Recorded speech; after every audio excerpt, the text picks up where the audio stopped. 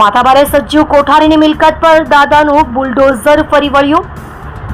ચુસ્ત પોલીસ બંદોબસ્ત વચ્ચે ડિમોલિશન. સરકારી જમીન પર ગેરકાયદેસર કર્યું હતું દબાણ.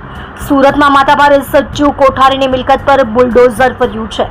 સજ્જુ કોઠારીએ સરકારી જમીન પર દબાણ કર્યું હતું. કુખ્યાત સજ્જુ પર ખંડણી, મારામારી, ગુજસીટોક સહિતના ગંભીર ગુનાઓ નોંધાયેલા છે. આઠવા પોલીસના ચુસ્ત બંદોબસ્ત વચ્ચે મનપાની ટીમે ડિમોલિશન હાથ ધર્યું હતું.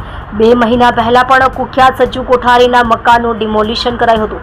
અગાઉ 2 મહિના પહેલા પણ નાનપુરામાં જમરૂખ ગલીમાં રહેતા અને જુગાર સહિત અનેક અસામાજિક પ્રવૃત્તિમાં સંડોવાયેલ સજ્જુ કોઠારીની મકાનમાં ગેરકાયદેસર હિસ્સાના ડિમોલિશનની તજવીજ હાથ ધરવામાં આવી હતી. ઉચ્ચ પોલીસ અધિકારીઓ સાથે ચુસ્ત પોલીસ બંદોબસ્તની હાજરીમાં સેન્ટ્રલ ઝોનના દબાણ ખાતાના કર્મચારીઓ દ્વારા સજ્જુ કોઠારીના ગેરકાયદેસર મકાનના હિસ્સાને ધરાશયી કરાયો હતો.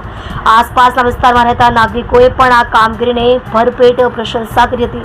સજ્જુ કોઠારી સામે 2 ગુજસીટોકના ગુના. માથાભારે છાપ ધરાવનાર સજ્જુ કોઠારી સામે પોલીસે 2 ગુજસીટોકના ગુના નોંધ્યા હતા. રાજ્યની આ પ્રથમ એવી ગેંગ છે જેની સામે ઉપરાઉપરી 2 વખત પોલીસે ગુજસીટોક લગાવી છે. ત્યારે પોલીસે સજ્જુ કોઠારી અને અલ્લા રખાની ધરપકડ કરી સુરતની લાજપોર સેન્ટ્રલ જેલમાં મોકલી આપ્યા હતા.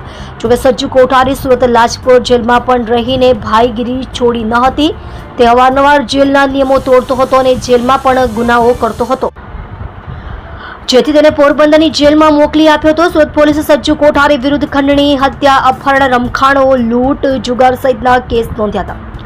26 માર્ચ 2022ના રોજ સજ્જુ કોઠારીને તેના જ ઘરમાંથી પકડી પાડવામાં આવ્યો હતો. કોઠારીએ નાનપુરાના જમરૂખ ગલીના ઘરમાં સિક્રેટ રૂમ બનાવ્યો હતો. તે રૂમમાંથી પોલીસે તેને પકડી પાડ્યો હતો.